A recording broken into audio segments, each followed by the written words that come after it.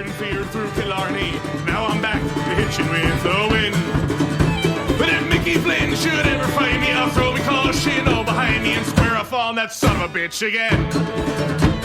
He cracked open a river too, he beat me Sunday through and through, and so jiggle my unconscious frame.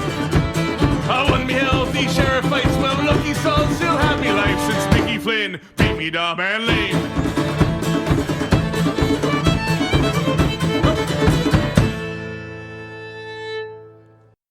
Hello, and welcome to another edition of the Chase'n The Pennant Podcast. Tonight, ladies and gentlemen, you are listening to CTP History as I, Biscuit, make my debut as a host. So sit back and enjoy the ride. In a few minutes, we're going to get to all the latest news and happenings that are going on with our beloved Philadelphia Phillies team. But before that, I want to introduce the man, the myth, the legend, my co-host for tonight, Joe Boric. Boric, how's everything going, my friend? Thanks for the introduction, Biscuit. The one and only. I appreciate it, and like I said in the group, I definitely wanted to be on Biscuit's first show hosting. The dude's a energy. You make the Energizer Bunny look tired, so that's a very nice compliment to give. But yeah, I'm very excited to talk about the Phillies. Got some nice weather today, which was nice because I think it's supposed to be a little bit rainy the next couple of days. So yep. we had our patio, so got to enjoy that the last couple of days when we got our new patio and furniture. So it's been nice, and just been talking sports and writing articles and doing all the same stuff as normal. What about you? Honestly, just pretty much the same. Working and talking sports with the CTP crew, and honestly, that's kind of how I like it. So with that, we will get started. We are a little more than a week into spring training 2.0, or summer camp, as some guys are liking to call it. And we also now know what the Phillies schedule will look like. And I don't know how you feel, Boric, but man, oh man, do I think it is a grueling schedule. We talked about it on the last pod, so we won't go into too many details other than the fact that the Phillies, a team that does plan to contend, are going to have their work cut out for them. So that really leads me to my first question of the night for you, Boric. What do you think the Phillies really need to do, or what needs to go right for them to make it to the playoffs for the first time since 2011? Well, I think most fans expect, especially with the fact that you added Didi Gregorius, who's a pretty good bat with experience with Joe Girardi, your offense is going to be good enough to get you into the playoffs. Again, the question is pitching. So the Phillies need to have guys step up in their one rotation, and two, in their bullpen. Some guys could even be throw a guy out there that's looked good in the minors the last couple of years. Clevenger is a lefty, since we don't have the most dominant lefties, and he's shown the ability in the minors to get both sides out. So you need guys that you don't expect at all coming into the season to kind of step up, because our bullpen is still kind of made of name that have been better 2 or 3 years ago than they are now, like Blake Parker, Bud Norris. Trevor Kelly was kind of a journeyman his whole career and was never that good with Boston. So, like, you have a bunch of guys that kind of need to put it together, where our young guys actually are probably our best arms, and Ramon Russo, Addison Russ, even Velasquez if he's in the bullpen. So, like, I think it's pitching, because I don't know about you. And then if Edgar Garcia can finally figure out how to throw in the strike zone, he has good movement. So it's pitching that needs to be kind of honed in, because our offense wasn't most of the issue last year until everything kind of hit the fan, and then our offense also started struggling.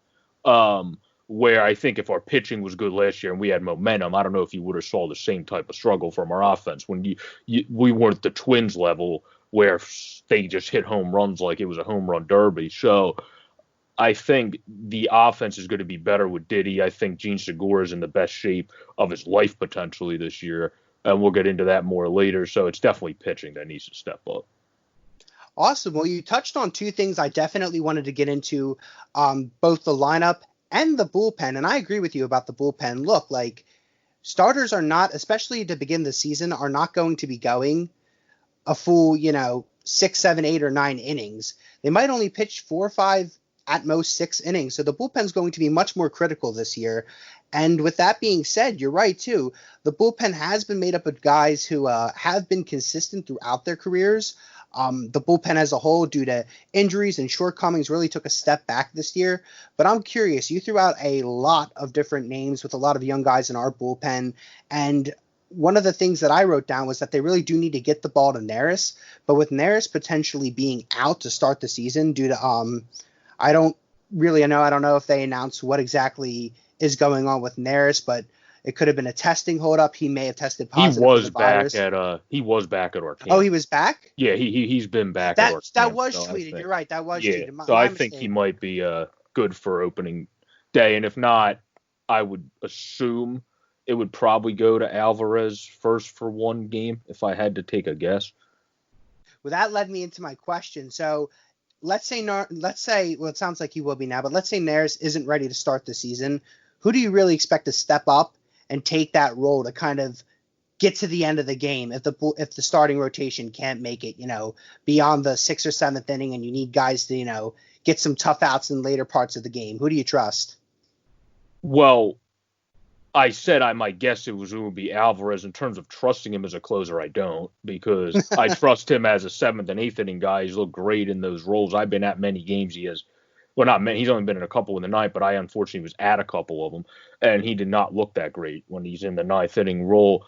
I know they used Morgan in there in the past, but I don't have a heck of a lot. I mean, he's got both sides out. If he has like his 2018 type stuff, then sure. But I think the biggest hurt is if Hunter wasn't one of the guys that we have to wait to come back. He would have been the right-hander I probably would have looked to, because other than that, your experienced guys are Parker, who, again, his best years were a couple years ago, and Bud Norris, who hasn't pitched since a couple years ago. So you could give it to those guys because they've done it before, but they haven't done it in a while. And then Robert Stock gets injured a lot in his career, but has closer stuff, but has never been able to have a career because he hasn't been able to establish himself yet. So. Yep. You brought up one guy specifically, Tommy Hunter, who he's been with the club for a couple years now, dating back to the Gabe Kapler era, which began in 2018, which was his first year with the club. And I remember him being one of those signings that we expected him to be one of the bigger bullpen arms with Neris. And they really, for that stretch of the season, were really dominant. Obviously, Neris struggled at first, but came back up, and he was absolutely, wicked once he was recalled. But with him being hurt, he was probably that guy who was going to get those save opportunities in the situation where if something happened to Neris, and now he's down. So it's really going to be interesting to see kind of which pitcher comes up and really eats those big innings out of the bullpen with Neris, who may be ready for opening day. But beyond that, Sir Anthony Dominguez is out for at least a season and a half. You don't know if David Robertson's coming back.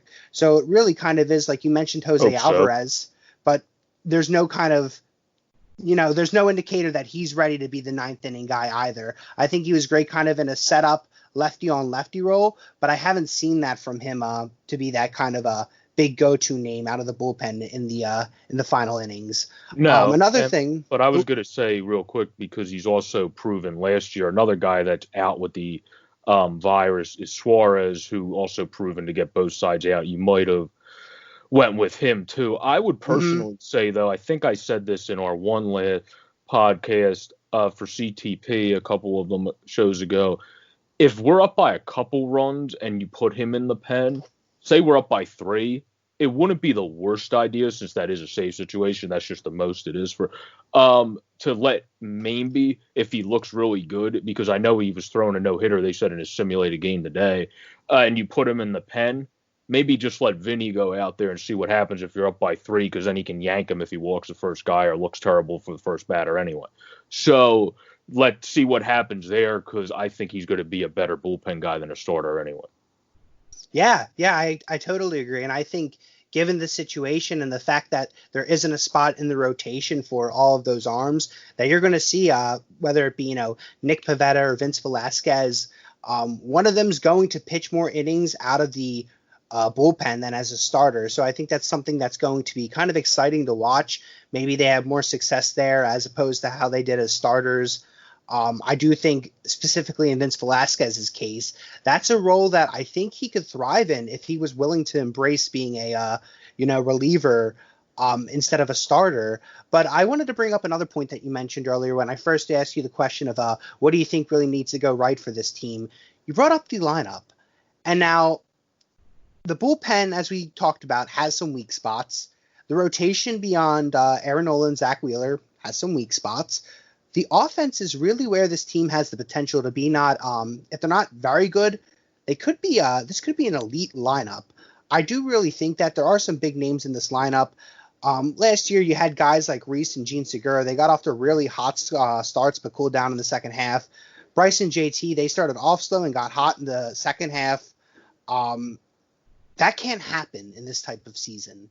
You really need consistency all the way around, and these guys can't be streaky. So my next big question for you is, who, other than Bryce Harper, because I think this is the question where usually everyone would say Bryce Harper, who do you think is really going to put up that stretch of 60 games where for, 2 months of a season, which is, what the season has been reduced to due to COVID, who do you think is really going to be that star hitter and really surprise everyone when we look back on the season in September? Well, he's on a 1-year prove-it contract, and in a 60-game stretch, I think that'll motivate you even more. Not that I don't think he was motivated enough already with coming back with his what it seems like favorite manager. So I think Didi Gregorius will probably have a great season for the Phillies in his 60-game sprint. So I think that's a guy that you can look to be another great left-hander along with Harper that can be consistent. And also Didi is another guy that adds RBI productivity and has had experience hitting at the top of the lineup too. So he's kind of a guy you can pick your poison where you want to put him, and poison in a positive sense where you want to put him in the lineup, because no matter what, if he's having a good season, it's going to be hell for the other team if you put him second, first, fifth, because he's a guy that's hit all around the lineup. So I really liked that get for the Phillies. Yeah, I mean, obviously dating back before 2019, which was an injury-plagued season for him, he only played about half of a full season. But if you look back at really 2016, 2017, and 2018, you're looking at a guy who consistently had upward of, 60-plus RBIs. He had 20-plus home runs, a respectable batting average of at least over 260, 270.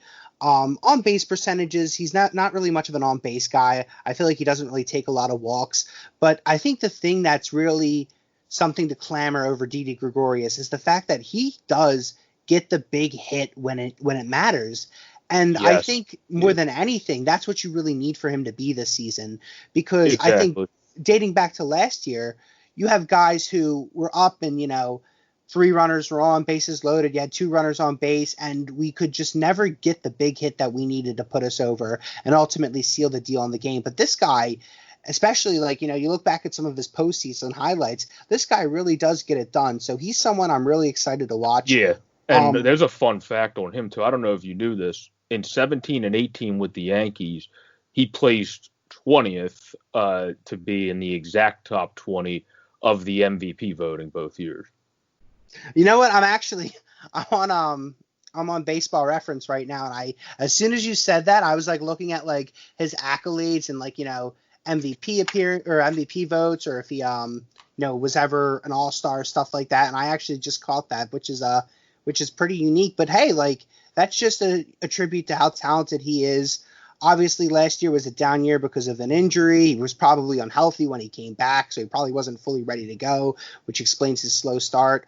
I expected Didi Gregorius to be Didi Gregorius when if we were still playing in a typical 162-game season. My guy, who is also a guy I added on a list that we'll talk about later on in the show, my guy's Mean Gene Segura. Let's be real.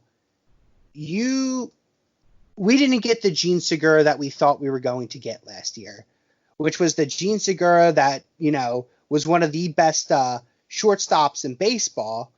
Shouldn't really say defensive wise, but offensive wise from 2016 to 2018, when he had a consistent batting average of 300. His on base percentage, I believe, sat around 340 or 350. OPS was, I believe, sometime his average OPS over those 3 years was around 800. That is a really good hitter, a pure contact hitter that I think can really benefit the Phillies and produce runs, create runs. I believe he's a talent, and we saw that talent on display really in the first 2 months of last season. He was another one of those guys like Rhys Hoskins and oh my gosh, Scott Kingery, who really kind of got very cold in the second half, but really started off hot. So I think over a 60-game stretch, now that he's in, better health, he had some on-field and off-the-field issues last year that he had to deal with. But I think there's, now that he's, slimmed down, position change to second base might, ease his minds on the defensive side of things. But I think now with a clear conscience after everything he had to deal with last year, he could really be a productive hitter and, kind of be a guy who may be seen as a table setter for some of the bigger names in this lineup to feast. Yeah, like you said, he hit the ground running last year and then struggled a bit. But, I always say this with guys in every sport that their struggle year is still a pretty damn decent year.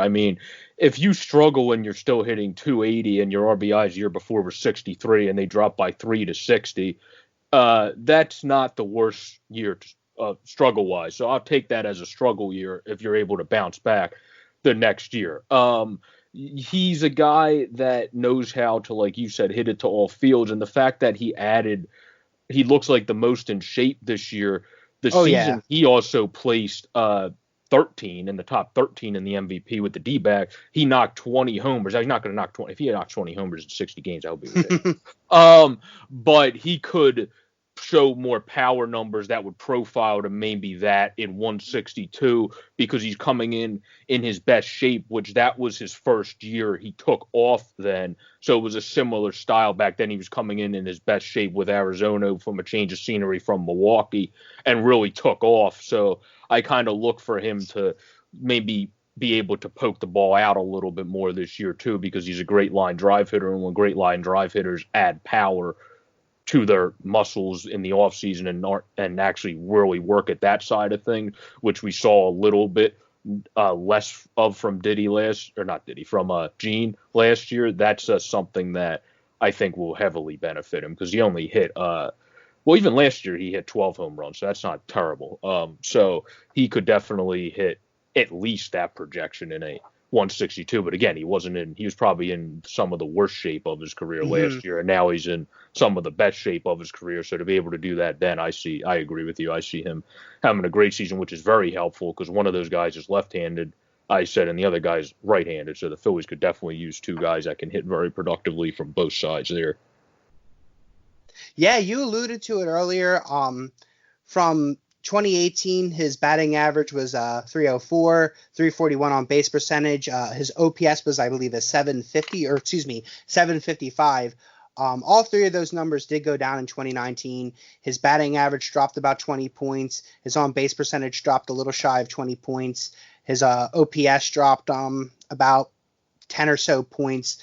And like I said, he was, if you remember those first 2 months of the season, it felt like all the guy did was just get hits.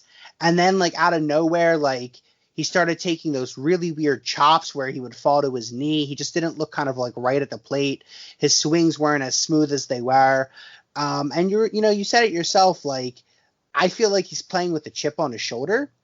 I think he's ready to go and knows that, he came into a new town and didn't impress, and people are aware of that. And I feel like he thinks maybe that his job might be on the line, especially with our influx of infielders.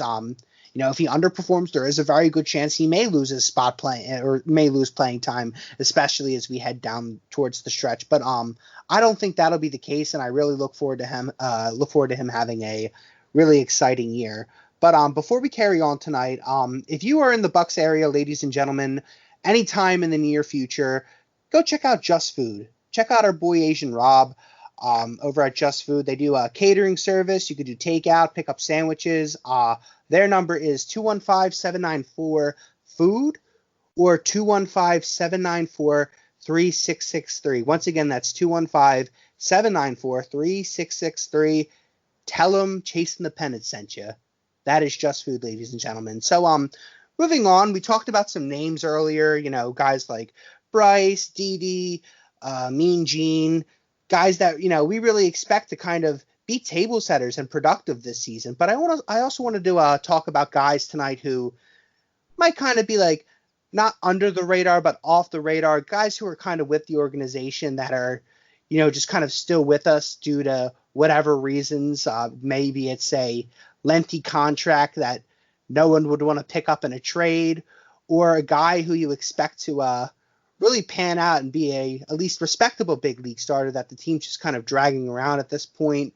But Boric, what guy right now on this team are you thinking like, man, if they have a big year in 2020, they could really be so important for this team? And this could be a starter, a reliever, lineup or bench guy, but who do you really think right now is like someone that no one is talking about, that if they get hot this year, even if it's for a stretch, because that's what the season really is, who do you think could really maybe carry this team for a month or so?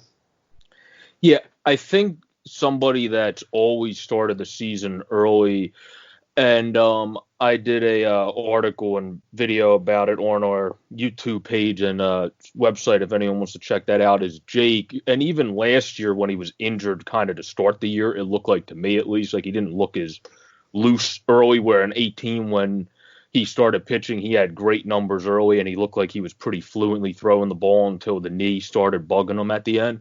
It didn't look the same at the start of last year, but he still put up adequate numbers the first 2 months, which basically is this whole season.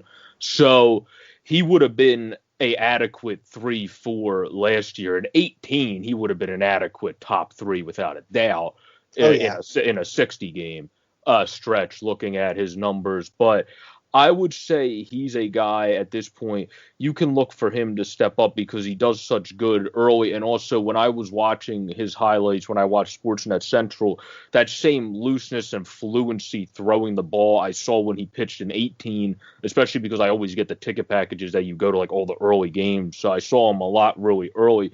He looks like he's throwing it loose and fluid again and all that. So I really think he has a chance to start off early, and then I don't have as much high praise as him as Fritzy does in terms of Jack Fritz, but the Nick Pivetta is someone that, with this pitching coach and a former catcher as your manager, probably is in the best scenario for him, because we know he has the movement and the stuff. The problem is locating the strike zone, because with him, it's not even like when he finds the strike zone and has the stuff, he can actually go deeper into games than Vince, because you don't see him with the same velo loss as that goes from the 5th onward. Like when I watched that, when I was there for that complete game against the Reds, he was still gunning it in the 9th.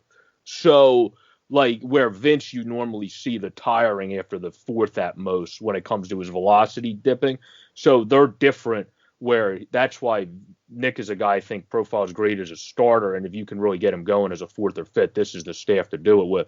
And then Vinny, please God, finally put him in the bullpen, because I think he can be a very good bullpen piece. He can be, maybe with this staff, a decent starter, but the thing is, I think if you have him with Brian Price as your pitching coach, you have Girardi, you have all the coaching staff here, I think you can turn him into a very solid 7th, 8th inning guy with the stuff he has. And that obviously is much more needed if Pivetta is able to step up. And Arrieta looks good. Also, Spencer Howard, obviously the youngster. And then Wheeler is only gone for, like he said in his interview, about 7 and 2 or 3 extra days, rather than having to 14-day quarantine when he comes back, because it doesn't seem like that's the case right now. League mandated at all. So that's positive for the Phillies, but kind of stupid in terms of health for the league. And then Nola. So like Nola's now back at camp too. If they're able to step up, we need a bullpen piece more. So that's why Vinny Velo, in my opinion, also needs to be in the pen. But those are 3 guys that definitely need to step up for us. And then one guy that just has a great arm. It would be great if he could step up, because he has good stuff. He just can't find the strike zone when he was in Seattle. That guy we got from Seattle, Reggie McClan, is a really good arm. If we could figure out how to locate the strike zone for him, he could also be something. Yeah, I want to start with the first guy you mentioned, because he's someone that I had on my list as well, and that is good old Jake the Snake, who is in his 3rd and final year of his $75 million deal that he signed with the Phillies prior to the 2018 season. You brought it up. You said that in 2018, in that first half, that he was a top 3 starter when he first signed in his first season with us. I would go a step further and say he pitched like a number 2 or number 1, which is what we all thought we were going to get from him. I'm looking over his first half, second half splits of 2018, and man, like, if only we could just keep getting that type of production. That deal would have been. He only had worth 2 it. bad months. He only had 2 blow up months. Other than that, because one was like a 4-5, which is still not that bad as a off month.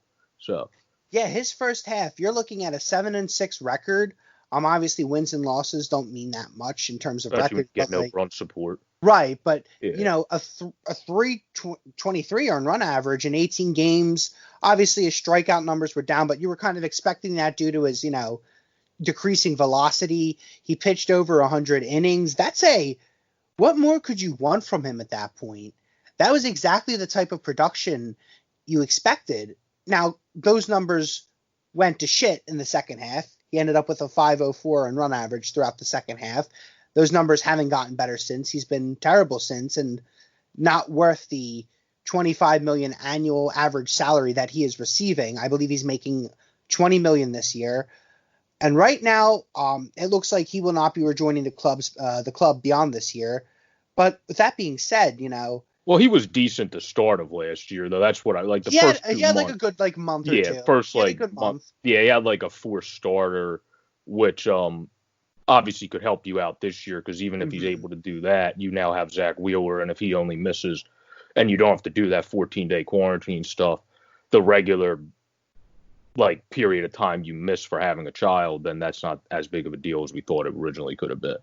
Do you remember last season when I think it was a start? Jake Arrieta was still pitching pretty well to start, and I believe it might have been he might have pitched a game against the Marlins, and he tore them up. He was just filthy. And I think it might have been Jim Salisbury who tweeted it.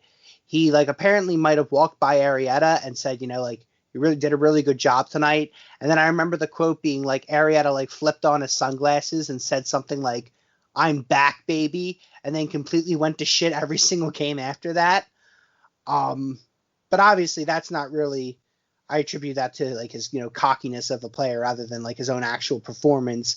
But if let's say this, you mentioned that he's had stretches the last couple years where he's been at least been respectable. Do you think there's a situation that if he pitches well and helps, this Phillies team clinch a wild card berth or a playoff berth, do you think there's a situation where the Phillies could pick up an option on him? Remember, they do have that club option that they could exercise. That would be, I believe it's another $20 million that he would get the following year. It would be enticing for Arrieta, given the fact that free agency is such an uncertainty right now. No one knows what that kind of landscape is going to be because of the virus. But do you think if the Phillies are willing to do that, do you think Arrieta will stick around? And do you think if he pitches well, there's a situation where we'll see him beyond the end of this season? Yeah, well, they're definitely, if he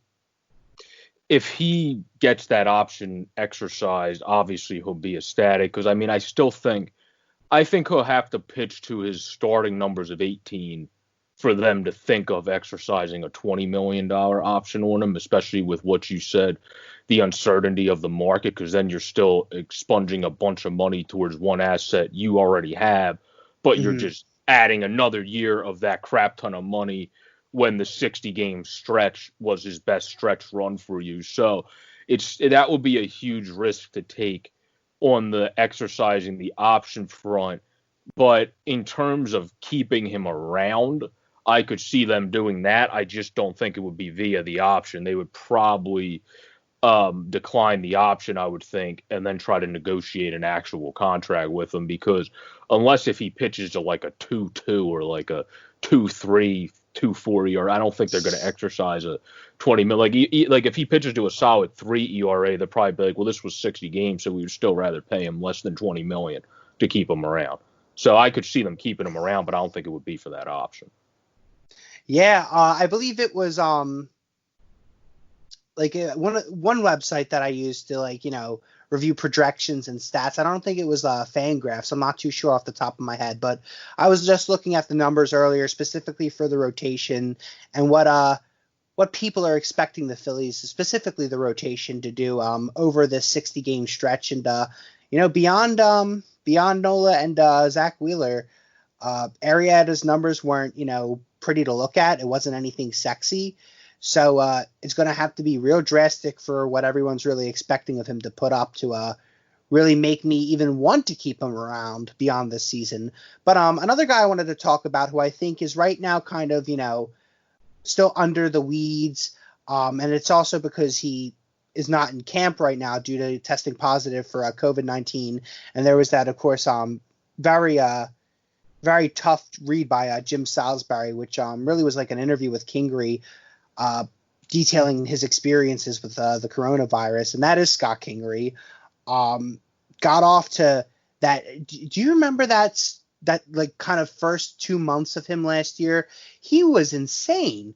Like, I remember it was a game, like I believe it was like a couple games after we got Jay Bruce, and I think Scott Kingery hit like a bomb. It might have been out of Busch Stadium, I think, but it was just a bomb, and it like you just didn't like it. There was so much pop in the guy that you really didn't even expect to be there. He just looked so good to start the season, but like other hitters in our lineup, he really started to struggle. Yeah. No, I remember that. It's the one, yeah. It's the coaching staff. It's just like, now that you're hitting home runs, let's put more of an angle in your like, no. That's what. Yeah, because the second half it was horrific. His strikeouts, he wasn't getting on base as much. Strikeouts, went up.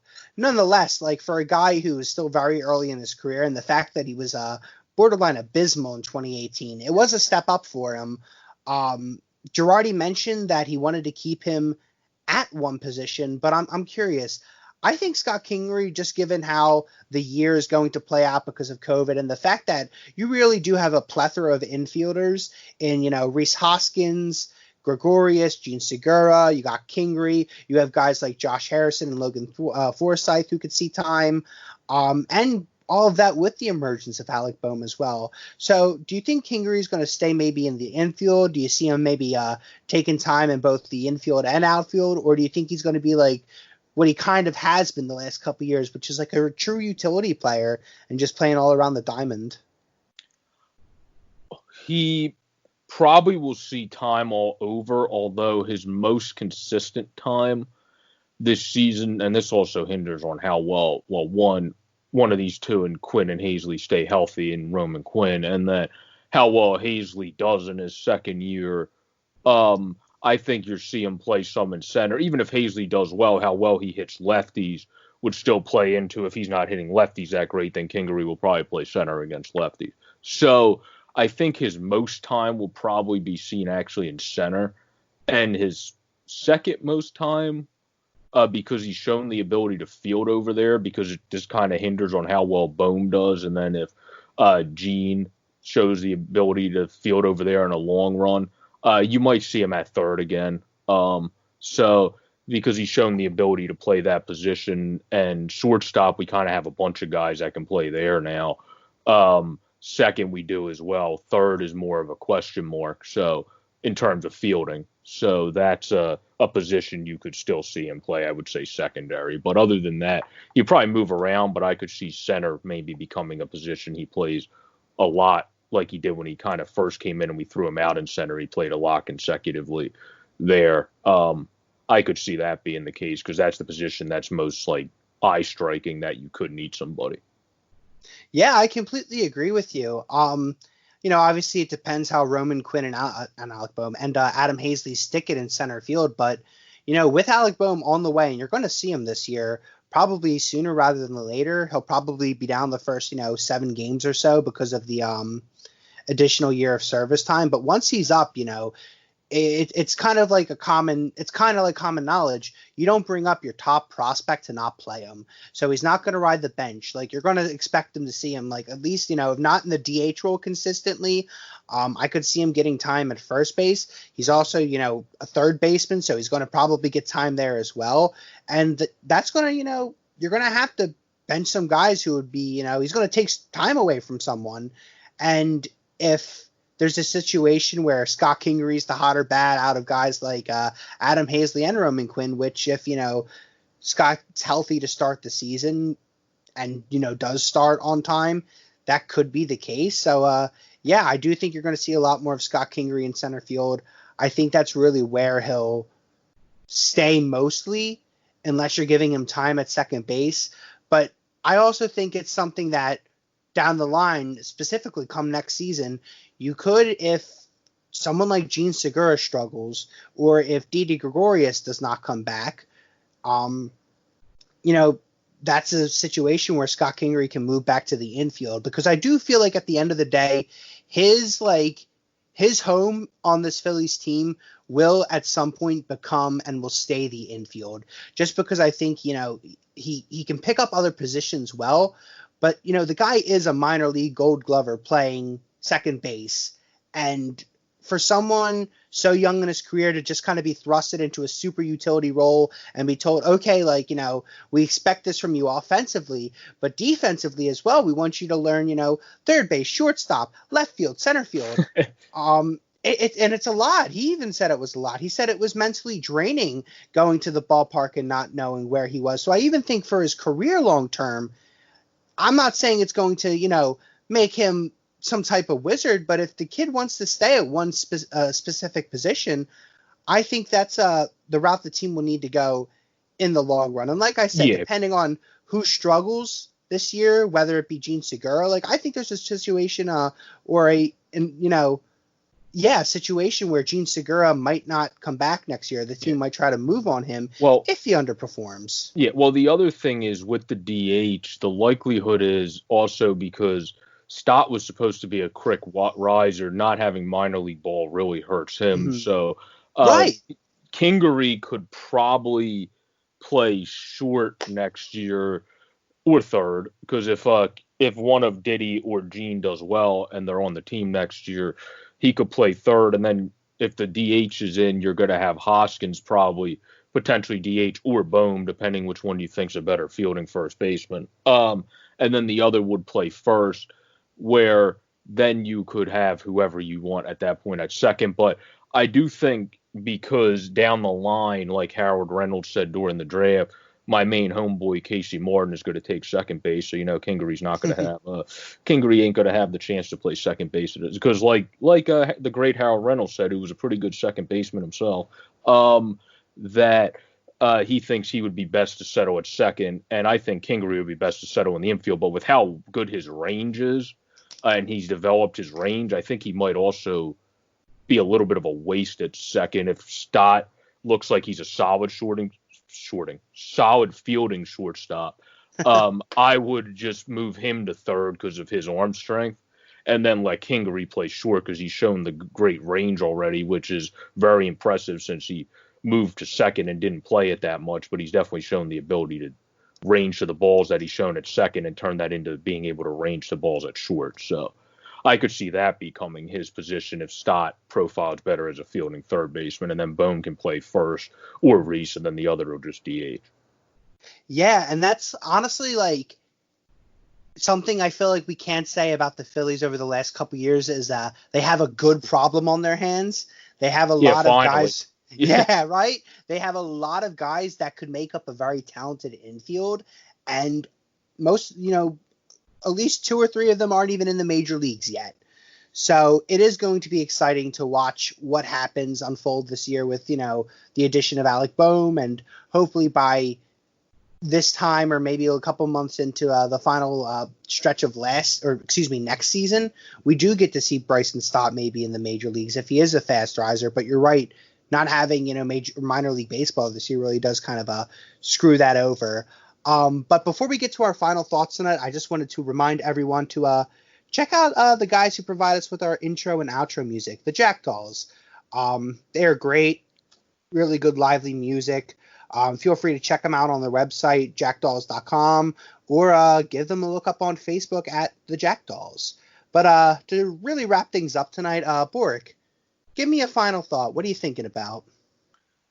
Well, I'm just excited for the season to be soon arriving and coming. I mean, everybody has to stay safe and be well, and we all know that. But it's just nice to know that it's right around the corner. Our Phillies, I know we have a chance offensively, and I think that can really help us this year as long as, like we highlighted, the pitching guys step up because it's a 60-game sprint. So if we can hit like the Twins for 35 to 40 of those games, and then our pitching does decent, we would already probably be in the postseason. So I'm excited about this year. It's going to be fun to watch a 60-game sprint. I'm a traditionalist, so I don't love it, but I'm not going to complain like Brian Kenny. Brian Kenny's way more of a he likes the analytics, but he doesn't like changing any of the rules as a traditionalist in terms of all this new stuff. So if he can deal with it, I can deal with it. So I'm not going to complain about that, but I think this is going to be a really fun year to see this sprint. And then it's already exciting to see that they're going to play in 162 next year. So that's great to see. Yeah, as of right now, the as we record tonight, the tentative schedule for the 2021 season actually was released today, which, as Boric and I were talking about before the show, it just doesn't feel like now's the time to get that schedule simply because it was no more than a week ago since we got the 2020 schedule. So it kind of threw, I feel like it threw me through a loop. But my final thought for the night, it's a recurring final thought of mine. Phillies, sign JT Realmuto. Clentak and Co., Middleton and Co., get it done. I saw JT answered some press questions today and pretty much said like he didn't want to talk about the extension too much. Said the talks have gone nowhere since everything shut down. And I'm not one, like I brought this up on, I believe, the last couple podcasts because this is my recurring final thought. But I'm not one to really get concerned by stuff that's leaked or said. You know, things are always said that kind of seem off-putting or kind of like off color with quotes sometimes. But this kind of left me a little concerned. And I also saw that someone wrote an article that the Astros, if the Phillies are in a position to sell at the deadline, might try to make a play for JT Realmuto and Jake Arrieta, depending on his health and his performance at the trade deadline this year. Yeah, if Matt Clentak doesn't get one of their top pitching, even if he does, I'm still going to be pissed off. But I mean, if he trades them to the Astros of all teams that just cheated the system, like that is just like it's asinine. Why would you give them another chance to easily win? Now, unless if obviously the Astros come to you and they're like, hey, Matt, we really like JT Realmuto. So how about if we give you Forrest Whitley, Abraham Toro, and like Corey Lee so you have another great catcher? Then he would probably be like, oh, well, but I don't think they're going to be like, yeah, we're going to give you 3 of our top 5 prospects because that would be a historic trade. Oh, yeah, that would be overpay at that point. Yeah, so, but other than that, the only way you can ever trade these guys, especially to the damn Astros, is if they offer you a trade you can't refuse. The only reason I guess that was rumored is they still have a great farm system for being a good MLB club. So I guess people were like, well, if we could trade them, at least we could get good cream of the crop people back from the Astros. I don't care what they would be offering. The only thing that I want is JT extended beyond this season. I don't want him testing the waters of free agency. I especially don't want anyone to think of a scenario where he goes to the New York Mets. So for my sanity, please, Middleton and Co., get it done. But that really concludes our show tonight, ladies and gentlemen. Boric, as always, thanks for joining me on this adventure. Thanks for being here for my first time hosting. Please feel free to rate and review the podcast, whatever devices or apps you use to listen to podcasts. It really would mean a lot to us. Stay safe and stay healthy. And as always, go Phillies. Have a good night, everybody. Take care. A fighting man I used to be, revered and feared through Killarney. Now I'm back hitching with the wind. But if Mickey Flynn should ever find me, I'll throw me caution all behind me and square off on that son of a bitch again. He cracked open a river too, he beat me Sunday through and through, and such over my unconscious frame. I won me healthy sheriff fights, well lucky son still had me life since Mickey Flynn beat me dumb and lame.